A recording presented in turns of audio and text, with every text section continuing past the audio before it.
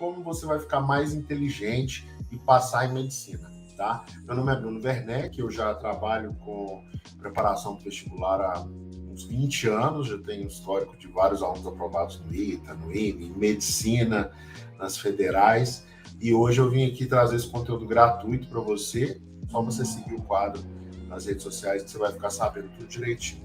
Você está aqui dentro da minha casa, a gente está aqui em casa, então você vê, tá bem informal, aqui é um papo que a gente vai bater, tá?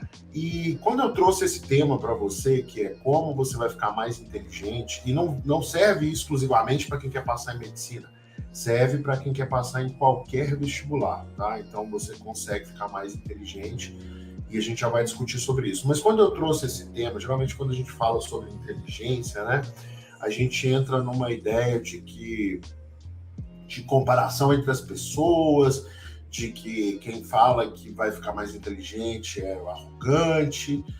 Enfim, é um discurso que não leva a muito crescimento. Eu queria tirar esse discurso da nossa conversa hoje, deixar uma conversa bem amigável, bem inclusiva, e para você entender, eu vou te mostrar tecnicamente, falando sobre como funciona o seu cérebro, que você pode sim ficar mais inteligente, assim como todo mundo fica mais inteligente, tá? Então vamos começar aqui com uma discussão um pouco mais filosófica acerca da inteligência. Vamos falar filosoficamente acerca da inteligência, né? O que é inteligência? O que é inteligência? Se você pegar os livros do professor Pierluigi Piazzi e vários outros autores, né, eles dividem o nosso cérebro em áreas e cada área está associada a uma inteligência. Se você andar por aí conversando sobre inteligência, as pessoas vão dizer assim, existem vários tipos de inteligência. E é verdade, existem vários tipos de inteligência. Olhando de um ponto de vista mais técnico, né, pensando em neurociência e olhando lá, de acordo com o que o professor Pierluigi Piazzi fala, ele divide inteligência, o nosso cérebro, em 4 partes, em termos de inteligência. A gente tem a inteligência matemática, a gente tem a inteligência musical, a gente tem a inteligência de linguagem e a inteligência espacial. São 4 inteligências. Há quem diga que há mais inteligências, né? Inteligência de relacionamento, inteligência emocional, enfim, são vários tipos de inteligência. A gente não vai aprofundar muito nesses detalhes agora, né? Porque isso é tema para uma outra aula, como que a gente leva em consideração essas 4 inteligências na hora dos estudos, e a gente vai trabalhar tudo em cima dessa definição, que é inteligência, a capacidade, né? Inteligência é usar o conhecimento para resolver problemas. Então, inteligência é aplicar um determinado conhecimento na resolução de problemas. Por exemplo, por que eu acho que essa definição é melhor? E ela tem tudo a ver com identificação de padrões.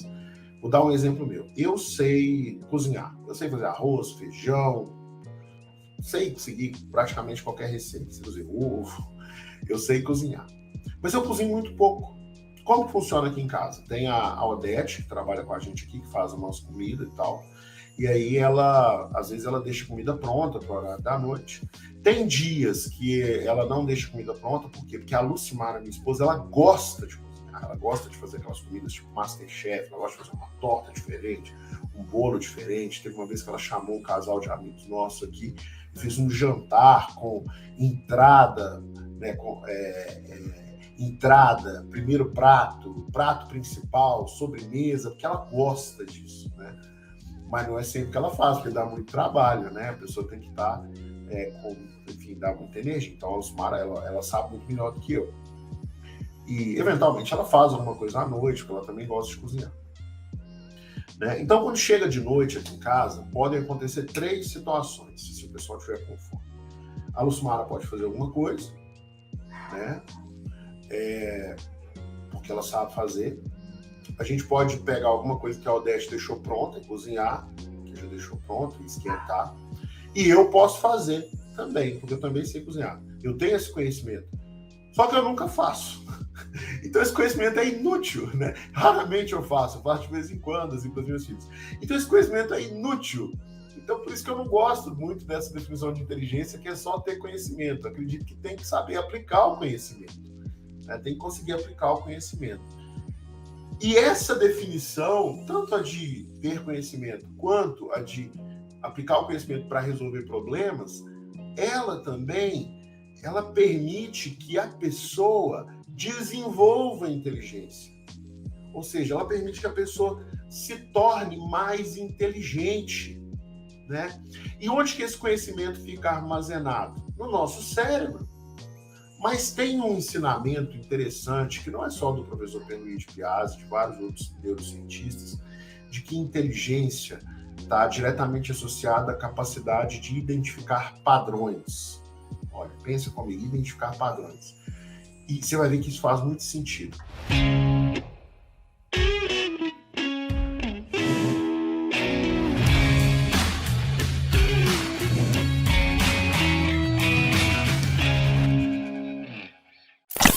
Como que funciona o nosso cérebro? Por meio de uma analogia.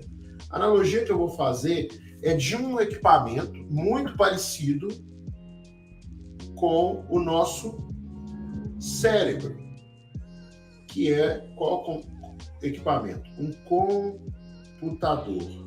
O computador é muito parecido com o nosso cérebro. O computador, ele é muito parecido com o nosso cérebro. Tá? Então, se a gente entender o funcionamento do computador, fica mais fácil se a gente entender o funcionamento do cérebro. Qual o tipo de computador? Vamos fazer o seguinte, vamos pensar num computador, tá? Que é aquele desktop. Você tem aquele desktop, o desktop tem uma CPU aqui, né? Uma CPU. Antigamente a gente chamava de torre, tem uma CPU.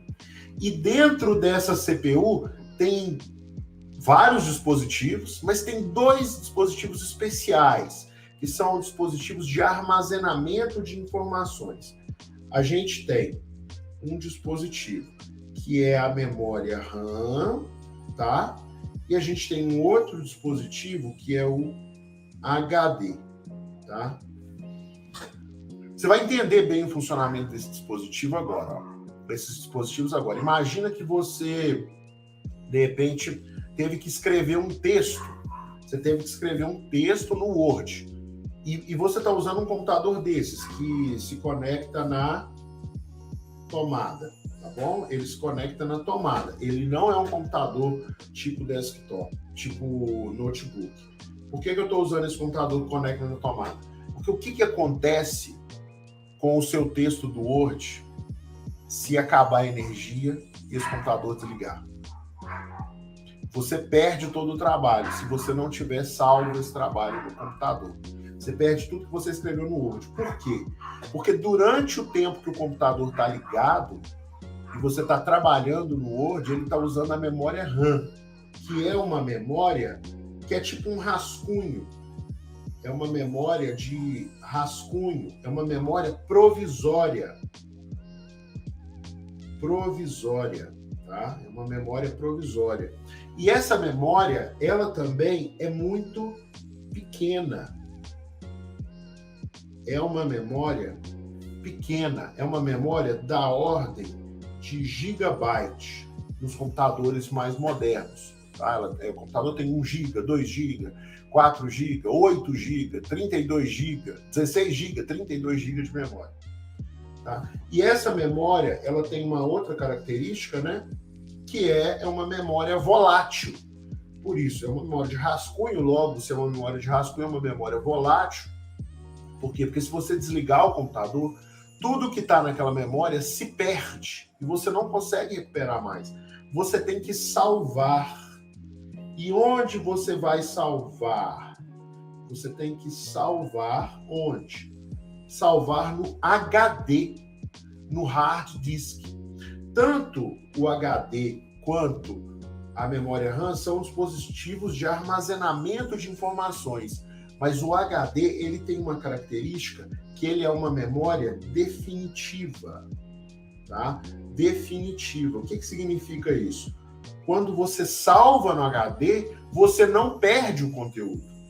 E outra característica do HD, o HD tem uma memória muito grande, da ordem de terabyte, ou de 500 gigabytes, ou de 1 terabyte. Então, o que é 1 terabyte? 1 terabyte é 1000 vezes maior, 1000 vezes.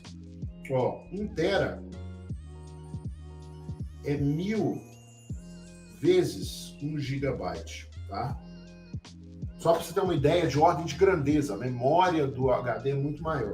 E tem uma característica que é mais interessante ainda, que é a seguinte: tanto a memória RAM quanto o HD, eles têm o que a gente conhece como circuitos elétricos. Todo equipamento eletrônico é composto por circuitos elétricos. Por que você precisa saber disso? Porque lá no seu cérebro você também tem circuitos elétricos. Mas quais são esses circuitos elétricos, né? Esses circuitos elétricos, eles são compostos por neurônios. E o que é um neurônio? Vamos ver aqui, ó. Eu separei uma tela aqui com uma imagem de um neurônio. Vamos ver se aparece. Apareceu. Olha só o neurônio. Você tem aqui o corpo celular do neurônio. Dentro do neurônio tem um núcleo celular. O neurônio é a principal célula que tem no seu cérebro, né? E tem várias partes do seu corpo ao longo do seu sistema nervoso, mas o neurônio é uma célula muito importante do sistema nervoso. E ele tem esse corpo celular, o núcleo celular, né, que fica aqui dentro do corpo. Ele tem esses terminais aqui, ó, essas ramificações, que são os dendritos do neurônio, e tem esse tubinho aqui, que é o axônio, e lá no final desse tubinho tem outras ramificações que são conexões, são terminais do neurônio. O que acontece? O neurônio recebe um impulso elétrico e transmite esse impulso elétrico, dependendo do que acontece aqui no núcleo, ele recebe impulsos elétricos aqui no axônio, e ele transmite esses impulsos elétricos, né, para essas ramificações aqui de saída, que são os dendritos, e o impulso passa aqui por esse canalzinho, que é o axônio. Pronto, não precisa entrar em muito detalhe para falar sobre neurônio, mas o importante é saber que dentro do seu cérebro tem neurônio, tá? Lá dentro do seu cérebro, por que eu estou falando de neurônio? Porque lá no seu cérebro, você vai encontrar estruturas muito parecidas com as estruturas de um computador. Quer ver? Eu vou desenhar aqui. Pronto, assim ficou bom. Aí aqui dentro da cabeça da pessoa tem essa estrutura grandona, que é o córtex cerebral. Tá? Tem o córtex e tem uma estrutura menorzinha. O tamanho não está em escala, não, tá? Que é o sistema límbico, tá? Esse sistema límbico, ele é muito semelhante à memória RAM, porque também é uma estrutura, é uma memória de rascunho, tá? Logo, é uma memória de curto prazo e também é uma memória pequena, tá? E, obviamente, dentro do sistema límbico tem aqui os neurônios, tá bom? O córtex, ele é bem maior, né, do que o sistema límbico, tá? O córtex, ele é análogo ao HD. Ele é uma memória definitiva. O que significa? Quando você grava uma informação no córtex, essa informação fica, tá? É lógico, você tem que fazer algumas ações para manter essa informação lá até chegar uma hora que você não esquece mais. E o córtex também é uma memória grande. Para você ter uma ideia como que funciona, olha só, o sistema límbico, ele consegue armazenar e lidar com algumas horas de informações. Algumas horas. Chega uma hora que o sistema límbico enche, vamos dizer assim. O córtex, para você ocupar todo o espaço disponível no córtex, você, segundo o professor Pierre, né, que é um neurocientista que hoje não está mais entre nós, mas que é muito importante na nossa educação, na educação brasileira, se você estudar 10 horas por dia, todos os dias, A capacidade do seu córtex, ela só vai ser esgotada, ela só vai se esgotar depois de 400 anos. Então, a gente morre sem usar o nosso cérebro todo, né? Aquilo que fala que a gente não usa o cérebro é muito por isso, porque o cérebro tem muito espaço para informação. E aí é o seguinte, no computador, a gente aprende como que salva a informação, a gente aprendeu só apertar um botão, a gente salva a informação no HD, né? E a gente consegue usar essa informação depois. Acontece que no nosso sistema educacional, a gente sai da escola, passa às vezes a vida inteira sem saber salvar as informações no nosso córtex. E por isso a gente não aprende, por isso a gente não constrói conhecimento. Porque o que é o conhecimento? É a informação organizada aqui no seu cérebro, né? O conhecimento organizado no seu cérebro. E esse conhecimento, se você aplicar, ele se reflete em inteligência, tá? Então, assim, esse é o primeiro ponto. A gente não aprendeu a escrever no nosso córtex, a gravar as informações do nosso cérebro. Existe um processo que te permite fazer isso. E eu vou te falar sobre esse processo hoje, tá? Outra coisa, o HD, o computador, você consegue ir salvando as informações no HD enquanto você usa o computador. No nosso cérebro, não. Por quê? Porque no computador você tem só que trocar zeros e uns lá dentro. Você não precisa mexer no circuito elétrico do HD. No nosso cérebro é diferente. Você precisa gravar as informações no seu HD conectando os neurônios. Então você precisa mexer no circuito elétrico do seu cérebro. Então seria tipo, se você tentasse fazer isso acordado ou acordada, né? Se você tentasse fazer isso enquanto você não está dormindo, seria equivalente a trocar o pneu do carro com o carro andando. Não dá para fazer. Então o que você tem que fazer? Você tem que parar o seu cérebro, salvar as coisas lá dentro, do sistema límbico, para o córtex, e depois começar a usar de novo. Esse processo acontece quando o cérebro da gente está praticamente desligado, que é quando a gente está dormindo.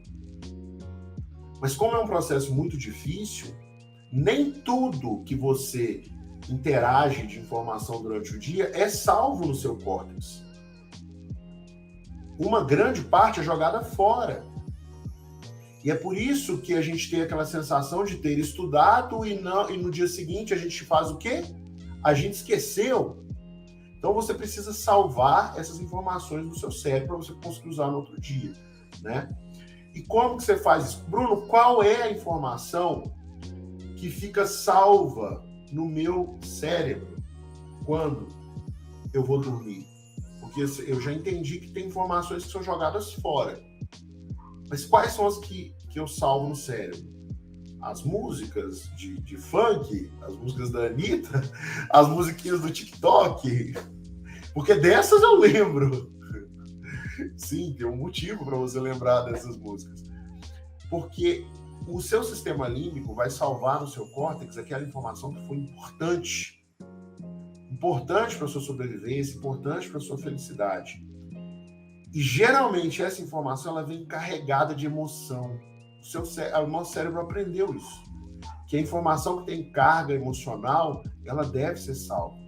Ou uma informação que a gente interagiu com ela de várias formas e muitas vezes, ela deve ser salva. Então, se você escuta uma música e fica super feliz e acha muito engraçada, você fica depois cantando a música, né? Canta a música para os outros, faz uma piada, você salva aquela música na sua cabeça quando você dorme. Ou se é algo muito triste, que te marca negativamente, também fica salvo, né? Por isso que a gente às vezes tem trauma, né? Uma explicação simplista tá aí. Agora, por que a gente não salva o que a gente estuda na escola? Aí tem alguns motivos. O principal motivo é que muitas vezes a gente está assistindo uma aula e a gente não está ali muito ligado naquela aula. A aula é meio entediante e aí não tem emoção associada. E a gente não salva, o nosso cérebro entende que aquilo é importante. Outro motivo, a gente não interage muito com aquele assunto, a gente só assiste a aula, pronto, e vai embora.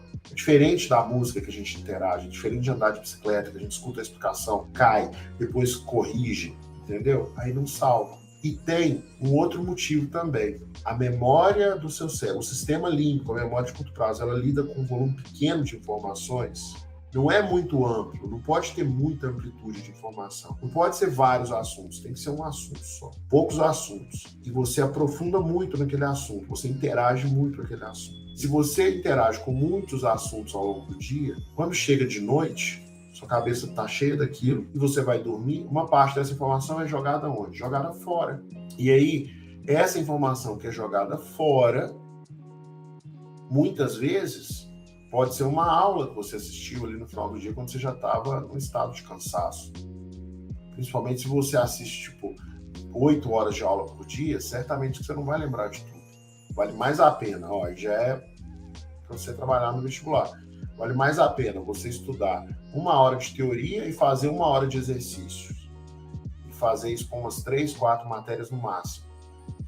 Ou meia hora de teoria e 1h30 de exercício. Porque você pegou pouca informação e interagiu muito com a informação. Você deu profundidade. Então esse é o primeiro aprendizado que eu quero compartilhar com você. Como que você pode lembrar disso? É só você lembrar que não faz muito sentido. É importante a quantidade que você estuda, mas a forma como você estuda é mais importante. Né? É mais importante. E qual é esse processo que acontece no nosso cérebro? Vamos voltar aqui para um papel em branco. No nosso cérebro, a gente tem os neurônios, tá? Então, vamos aqui pensar em vários neurônios. E esses neurônios, eles têm que se conectar uns com os outros para construir conhecimento. Eles têm que construir as redes neurais. Anota esse nome. Redes neurais. Que são vários neurônios conectados. Centenas de milhares, milhões de neurônios conectados formam uma rede neural, tá? E aí, como que funciona esse lance da rede neural? Imagina que você está lá, vou pegar o exemplo da minha... Imagina que você ouviu a palavra flor.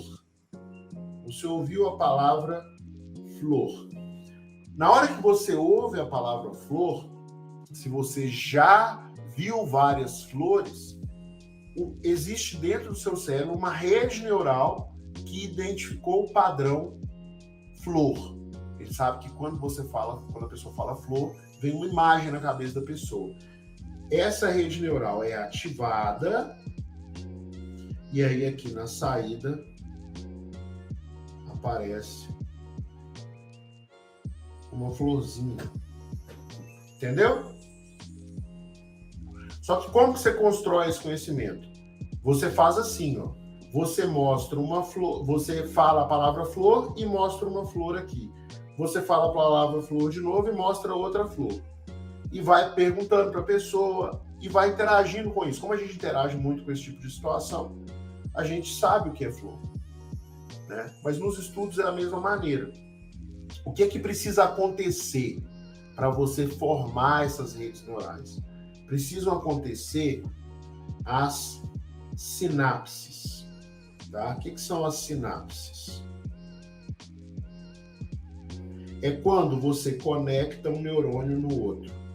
Mas esse processo de conectar neurônios, ele não é assim de uma vez. Existe um processo. Primeiro você tem os neurônios se aproximando. Então você tem um movimento de aproximação entre os neurônios. E aí, esse movimento de aproximação, depois que os neurônios se aproximam, eles precisam estabelecer a primeira conexão. Na hora que os neurônios estão se aproximando, é que você está tendo aquela sensação assim, entendi. Sacou? Entendi. Na hora que você conecta os neurônios, você tem aquilo que a gente chama de aprendizado. Você fala, agora eu aprendi. Porém, se você não reforça essas conexões, lembra que são circuitos, são fiozinhos mesmo, lá os seus neurônios, passam impulsos elétricos ali. Se você não reforça essas conexões, aí você perde. E quando você vê outra informação vai lá e toma aquela rede neural com outra informação. Então, se você, de repente, estuda leis de Newton e assiste uma aula, seus neurônios vão se aproximar. Se você fizer exercícios, você conecta os neurônios. Se nunca mais você vê aquele assunto, próxima música da Anitta que tocar, vai lá e toma o lugar da sua rede neural de leite de Newton, que você não lembra mais daquilo. O mais importante é que existem 3 etapas. Existe uma etapa de aproximação dos neurônios, tá? E é nessa etapa que você entende, é uma etapa de entender.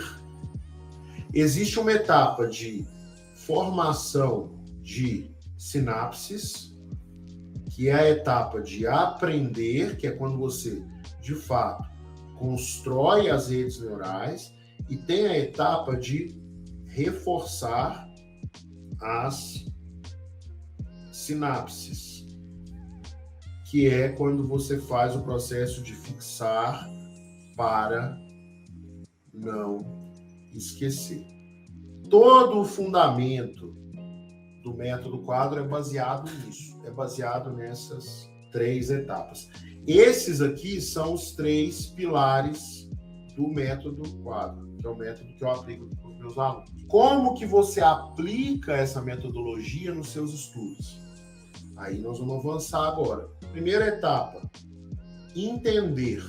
Essa etapa de entender, ela acontece quando você está tendo as interações com a teoria.